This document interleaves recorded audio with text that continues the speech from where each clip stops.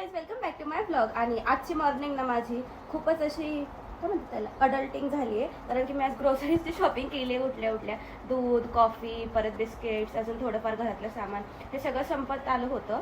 त्यामुळं मी झेप्टोवर ऑर्डर टाकली आहे.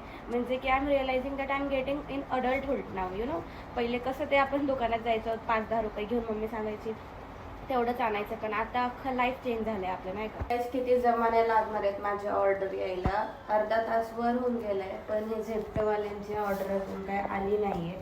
तर आता बघू अजून किती वेळ लागतोय, नाही का. तर फायनली नाही का माझं सगळं सामान आलेलं आहे.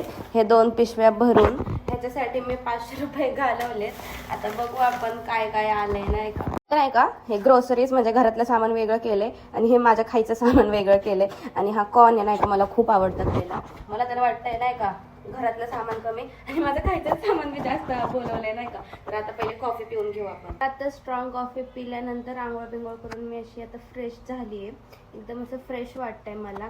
आणि आता मी खाणार आहे डार्क चॉकलेट. कसं आहे माहिती का, मी शुगर कट केली हे तुम्हाला पण माहिती आहे. त्यामुळे नाही का मी डार्क चॉकलेट जास्त खाते, कारण की शुगर लेवल नको वाढायला आपलं. त्यामुळं आधीच आपण सगळे प्रिकॉशन्स घेतले पाहिजे, नाही. कशी जास्त भूक लागली होती.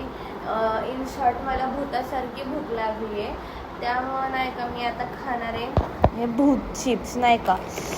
म्हणून मी म्हटलं की मला भूतासारखी भूक लागली आहे.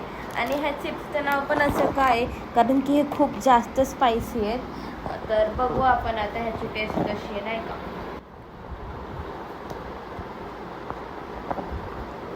भाई इतके जास्त स्पायसी आहे ना, नाही खाऊ शकणार. खूप जास्त तिखट होतं हे. मी 4 वाजता झोपले होते आणि आता 9 वाजायला लागलेत. माझा डोळा आत्ता उघडला आहे. आता मी रात्री किती वाजता परत झोपणार आहे मला नाही माहिती. पण झोप एवढी छान झाली आहे ना गाईज माझी, की असं फ्रेश वाटतं एकदम, नाही.